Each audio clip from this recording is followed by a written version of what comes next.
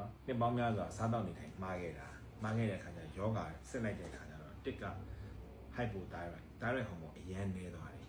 သူကလေးလာတယ်အတန်ကြီးအောလာတယ်စိတ်မပါတော့ဘူးသူကပေါ်ရောင်ကြီးဖြစ်လာတယ်နည်းနည်းစားများဝလာတယ်တစ်က hypothyroid နှစ်က cholesterol 300ကျော်တယ်အဆီဆိုရင်200ကျော်တယ်မကောင်းတဲ့အဆီဆိုရင် LDL ဆို204အဲ့တော့ကောင်းတဲ့အဆီရမကောင်းတဲ့အဆီက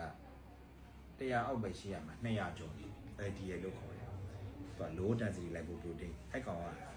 နှလုံးသွေးကြောပိတ်မဲ့ဟာနော်နံပါတ်2အဆီရများတယ်နံပါတ်3ကရွှေတနင်းက124တက်သွားတယ်အပုံမှန်ဒီကြောက်ကက်လုံဆောင်ရသည်42ပဲရှိတယ်ဒီကကြောက်ကက်ကရည်ကြည့်တာ42ဆိုတာကျွန်တော်တို့က grade 3B လို့ခေါ်တယ်အဆင့်3နဲ့မှရောက်သွားတယ် CKD ပေါ့နော် grade နဲ့တိုင် 3B ပေါ့စီးထဲမှာလည်းအမြုပ်ပါတယ်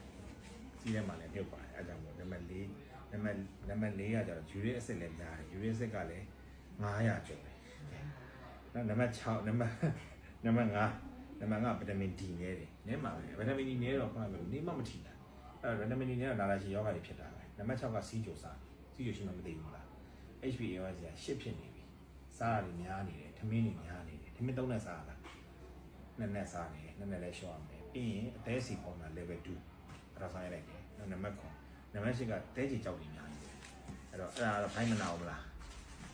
နံပါတ်10တဲချီကြောက်တွေကအများကြီးပဲ10လုံး9လုံးနဲ့နော်ပြီးရင်10 mm ဆိုများတယ်ပြီးရင်ကြောက်ကမှလည်းရေးရှိတယ်အဲ့ဒါလည်း18 1.8 cm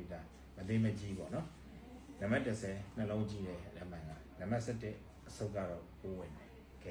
ဒီယောဂါကြီးအဲ့ဒီအကုန်လုံးအစားတောက်နေထိုင်မှားခဲ့လို့လွဲခဲ့လို့ယောဂါကြီးဖြစ်တာဒါကိုပြန်ပြင်တယ်ဆေးပြီး50အစားတောက်နေထိုင်တယ်ကိုယ့်ရဲ့ exercise နဲ့စိတ်ချမ်းသာအောင်နေ50ဆေးနဲ့ကိုယ်နဲ့ပေါင်းရင်ပြန်ကောင်းတယ်